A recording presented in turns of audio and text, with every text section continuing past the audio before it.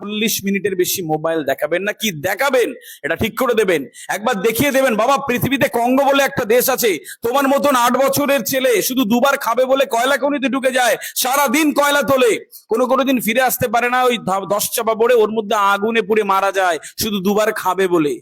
Feel করতে দিন না পৃথিবীটা। ওরা চিন্তাই করতে পারে না একটা ছেলে এত সুন্দরভাবে বড় হতে পারে পৃথিবীতে। ওর মতন বয়সের একটা ছেলে স্কুলে কাঁধে ব্যাগ নিয়ে যায়, 3বার খেতে পারে, বাবা মার সাথে এত সুন্দর হয়ে শুতে পারে, ওর ওর সব ভাবনায় আসে না এই পৃথিবী দেখার না। ওরা ব্লেস ফিল করে যে আমি এরপর থেকে আর নষ্ট করব না খাবার, চিন্তা করতে থাকে ও। ওকে কি দেখাবেন এটা ঠিক করে নেবেন।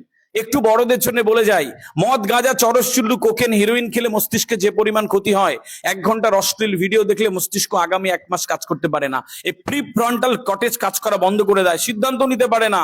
ও আস্তে আস্তে আস্তে আস্তে রুক্ষ একটা মানুষ হয়ে ওঠে। সন্তানকে 40 মিনিটের বেশি মোবাইল দেবেন না। রান্নাঘরে রান্না করছেন, জ্বালাতন করছে, মোবাইলটা দিয়ে বলছেন যা। ও 2.5 ঘন্টা মরার মতন বসে রয়েছে, নড়েও না চড়েও না, জল খায় না, কিচ্ছু করে না, আর ভাবছেন ও বিরাট বড় মানুষ হবে, জীবনেও হতে পারে না। প্লিজ 40 মিনিটের বেশি মোবাইল দেবেন না। আপনি বলবেন স্যার মঞ্চে কথা বলা হেভি সহজ, আমার ছেলেকে এসে দেখে যান।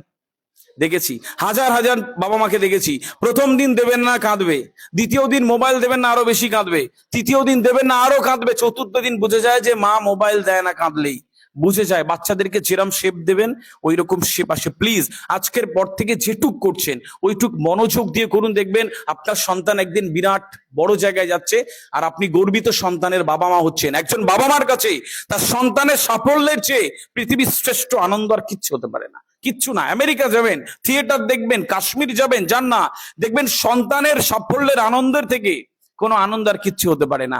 সেই সন্তানের জন্য প্লিজ একটু মেনটেন করবেন। 4 নম্বর একটা কাজ দিয়ে চাই, একটু সন্তানকে ধৈর্যশীল করবেন, একটু সন্তানকে ধৈর্যশীল মানুষ করে দেবেন। কিরকম বিষয় হচ্ছে যে, ধরো একটা খেলনা চাইলো বা একটা পেন্সিল বক্স চাইলো, যদি খুব এমার্জেন্সি না হয় একবেলা পরে দিন, একবেলা পরে দিন, বাবা এখন তো না কালকে নিও, বা সকালবেলা চেয়েছে বিকেল বেলা দিন। প্লিজ একটু অপেক্ষা করতে শেখান, ওর মধ্যে ধৈর্য আসুক।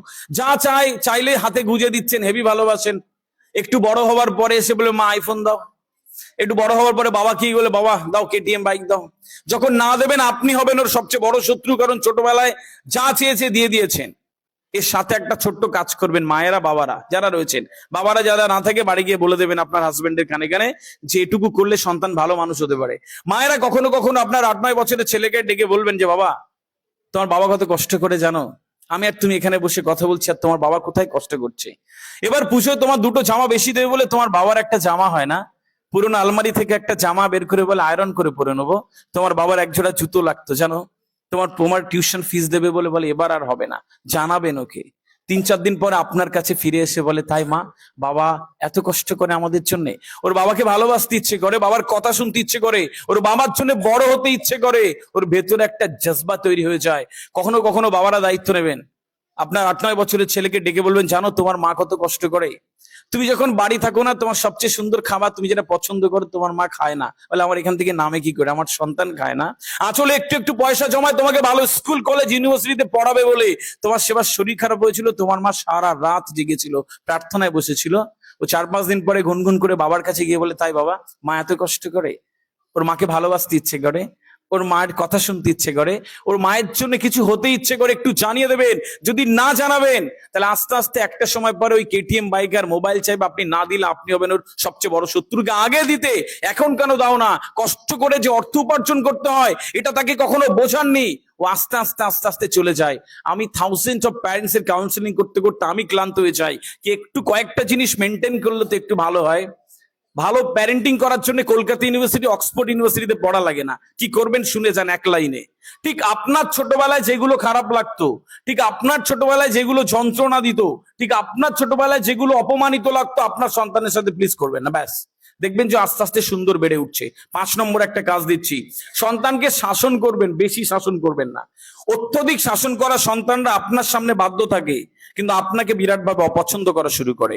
সন্তানের থেকে বাবা মার দূরত্ব তৈরি হয়ে যায়। একজন বিরাট পুলিশ অফিসার ডিএসপি আমার অফিসে এসে বলছে স্যার কথা বলবো, বললাম বলুন। তো প্রথম কোন পুলিশ অফিসারকে কাঁদতে দেখেছিলাম, চোখে জল, কি হলো? তো ঘটনা খুলে বললো যে গতকাল রাতে আমি আমার 8-এ পড়া ছেলেকে ফোন করলাম যে খেতে আয় বাবা, দেখলাম বাইরে ওর ঘরে গিয়ে মোবাইল বেজে যাচ্ছে। তো আমি মোবাইলটা সাইলেন্ট করতে গিয়ে দেখলাম যে আমি রিং করে রেখেছি, আমার নাম সেভ করে রেখেছি ভাইরাস, মানে বাবার নাম সেভ করে রেখেছি ভাইরাস নামে। তো যে সব তো ওর জন্য করছি, আমার একটাই ছিল, আমি কার জন্য আর কি করব? তাহলে আমি বাইরে যান, ছেলেকে পাঠান। ছেলের সাথে কথা বললাম, আধ ঘন্টা ছেলের সাথে কথা বলার পরে বুঝলাম যে বাবাও কোনোদিন ছেলেকে সম্মান করেনি, ছেলেও করে না। ব্যাস, গিভ অ্যান্ড টেক পলিসিস। খারাপ লাগার কোনো জায়গা নেই। প্লিজ সন্তানকে ওই জায়গাটা দিন।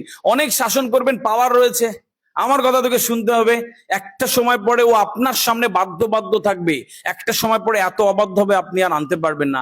সারা জীবন চোখের জল ফেলতে হয় যে কি সন্তানের জন্ম দিয়েছি। প্লিজ, ছোট থেকে ওকে ভেঙে চুরে দিচ্ছেন, ওইটা করবেন না। সন্তানকে একটু বুঝুন, ওকে বলুন না এই টেলিভিশন মোবাইল দেখিস না, দেখিস না, দেখি না সারাক্ষণ। ও বলে জ্ঞান দেয়, একটু বলে দেন না যে বাবা এতক্ষণ মোবাইল দেখলে তোমার আইপিএস অফিসার হওয়া যায় না, এতক্ষণ মোবাইল দেখলে তুমি বড় ডিএসপি হতে পারবে না, ডিএম হতে পারবে না, বিরাট বড় আর্টিস্ট হতে পারবে না। ও আস্তে আস্তে বোঝে, তাহলে একটু কমিয়ে দিতে হয়। ঠিক এভাবে প্যারেন্টিং এ চলে যান প্লিজ। আমি পরবর্তী যে কাজটা আপনাদের জন্য একটু দিয়ে যাব, কি সন্তানকে একটু ফিল করেন, আপনার বাড়ির পরিবেশটা একটু পজিটিভ একটা ভাইবস দিয়ে রাখুন। কিরকম? প্রতিদিন সকালবেলা ওঠেন, অনেক টাকা স্কুলে ফিস দিচ্ছেন, তার বই খাতা কলম, আপনার কোথায় বাড়ি রয়েছে, শহরে এসে বসবাস করছেন, সব ছেড়ে ছুড়ে কার জন্যে? না সন্তানের পড়াশোনার জন্য। আর ঠিক ওইটুকু দেওয়ার বেলা সবার আপত্তি, সব ছেড়ে রয়েছে, পরিবার প্রিয়জন, বাড়ি যাওয়া হয় না, পুজোতে যাচ্ছে না, কোথায় রয়েছে 2 কামরার ফ্ল্যাটে, কষ্ট করে আলিশান বাংলো রয়েছে বাড়িতে, যায় না, পড়ে রয়েছে। আর কিছু জিনিস মেনটেন করার বেলা ব্যাস কি করবেন? একটা পজিটিভ ভাইবস দিন, একটু পিঠটা চাপড়ে সন্তানকে বলবেন যে বাবা এবার পরীক্ষায় 5 নম্বর কম পেয়েছো, কিচ্ছু হবে না, পরের বার পারবে। দেখবেন ও টকবগে আত্মবিশ্বাস নিয়ে ঘুমোতে যাচ্ছে। আমার মা বলেছে আমি পারবো, আমার বাবা বলেছে আমি পারবো, পৃথিবীর আর কোনো মানুষ ওকে ভেঙে দিতে পারে না, আর কোনো মানুষ ওকে ভাঙতে পারে না। ও উত্তরণের পথ তৈরি হয়ে যায়। আর আপনি খাওয়ার টেবিলে বকে বকে এটা ওটা তুলনা করে শুতে গেলেন, আর দুজন গল্প করছেন যে ছেলেরে বিরাট বড় অফিসার বানাবো, জীবনও হবে না। ও ভেবে শুতে যায়, ও ঘুমাতে যায় এটা ভেবে আমি কিচ্ছু পারি না, আমার দ্বারা কিছু হয় না। ওর মধ্যে কিরকম একটা আত্মবিশ্বাসহীনতা আসে, এটা আপনি খালি চোখে বুঝতে পারবেন না। প্লিজ, আমি লাস্ট একটা আপনাদের সাইকোলজি বলেছে, এই মুহূর্তে সন্তান মানুষ করার যারা টিচাররা রয়েছেন তাদের শিক্ষার্থীদেরকে সফল করার প্রধান অস্ত্র বলে যাই, ঠিক এটুক করবেন। এই মুহূর্তে এডুকেশনিস্টরা বলে, সাইকোলজি বলে, একজন ছোট্ট শিক্ষার্থীকে বা সন্তানকে মানুষ করার প্রধান অস্ত্র হলো তার পর্যাপ্ত প্রশংসা। প্লিজ, আমি বেশিও বলিনি কমও বলিনি, পর্যাপ্ত প্রশংসা এটুক করবেন, দেখবেন যে আস্তে আস্তে ধীরে ধীরে সুন্দর হয়ে যাচ্ছে। আপনার যেই অসমাপ্ত বাসনা আপনার সন্তানের উপরে চাপাবেন না প্লিজ। আপনি ডাক্তার হতে পারেননি, আপনার সন্তানের ডাক্তার হতে হবে, ও রক্ত দেখলে ভয় পায়, ও কি করে হবে? ওর বাসে উঠলে বমি পায়, বলেন যা ট্রাভেল ব্লগার হ, সম্ভব নয় ওর দ্বারা। ও যেটা পারে ওকে বেড়ে উঠতে দিন প্লিজ, আপনি ওকে ওর মতন করে বেড়ে উঠতে দিন। আপনি নজর রাখুন, কিন্তু সেটা কখনো যেন লিমিট না ক্রস করে, তাহলে একটা সময় পরে আপনার নামটাও ভাইরাস নামে লেখা হয়ে যেতে পারে। কখনো এরকম না হোক। সম্মানিত উপস্থিতি, কয়েকটা জিনিস মেনটেন করলে আমাদের জীবনটা সুন্দর হয়, আমাদের সন্তানরা সুন্দর হয়। ক্লাসে যাচ্ছে, বসে রয়েছে হাঁ করে, যে বাচ্চা সুন্দর করে ক্লাসে কোনো ডিস্টার্ব করে না, শুধু বসে থাকে হাঁ করে, ও ভালো না, ওর মধ্যে ডিস্টার্ব আছে। এখনকার বাচ্চারা দুষ্টামি করবে, এখনকার বাচ্চারা চিৎকার চেঁচামেচি কথা বলবে, এদিক ওদিক তাকাবে। যদি আস্তে আস্তে স্তিমিত হয়ে যায়, চুপচাপ থাকে, একা একা থাকে, আপনার সন্তানের সমস্যা রয়েছে। প্লিজ আজকে ঠিক করে যান, আর নাহলে আগামীতে ওই লিমিট ক্রস করার পরে আর ফেরত আনতে পারবেন না। কলকাতার এক বিখ্যাত স্কুলের একজন টিচার এসেছিল, ইংরেজির ম্যাডাম, এসে আমাকে বলছে স্যার আমি আর পাচ্ছি না। বললাম কি হলো? বলছে স্যার আমার ছেলে আমাকে এত মারে, আমি সহ্য করতে পারি না। বললাম কেন মার খান?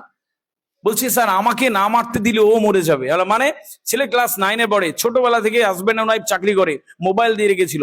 এখন যখন মোবাইলটা তুলে নেয় তখন মাকে এত মারে যে ওই মারতে না দিলে বলছি কয়েকবার ছাদে চলে গেছে আমাকে ভেতর থেকে দরজা দিয়ে, যে ও মরে যাবে। বিষয়টা এরকম চলে গেছিলাম, কাউন্সিলিং আর সম্ভব নয়, গো টু আ সাইকিয়াট্রিস্ট। ওই জায়গায় যেন না যেতে হয় প্লিজ। আপনি যে সময় বড় হয়েছেন ছোটবেলায়, 20 বছর আগের আপনি আর এখনকার বাচ্চাদের মধ্যে আকাশ পাতাল তফাৎ সাইকোলজিতে, এটা বুঝে যান। আমার বেলা যে বলেছিল না, দেখবে অনেকে হনুরা বলে আমার বাবা ছোটবেলায় ছোট্ট ঘরে আটকে রাখতো তাই এরম হয়েছে, মিথ্যে কথা। ওর মধ্যে এখনো ট্রমা, ছোট ঘর দেখলেও আটকে ওঠে। ও বলে না আমার পিঠে ছড়ি পড়েছিল অনেকগুলো তাই আজ এই জায়গায় আছি, মিথ্যে কথা। ও এখনো ছড়ি দেখলে ও ট্রমায় ভোগে। ওগুলো অবচেতন মন এই ট্রমা এনে দেয়, এগুলো কখনো ভালো হয় না, এই মস্তিষ্ক বিকশিত হয় না। এই জায়গাগুলো তৈরি করে রেখে যাবেন।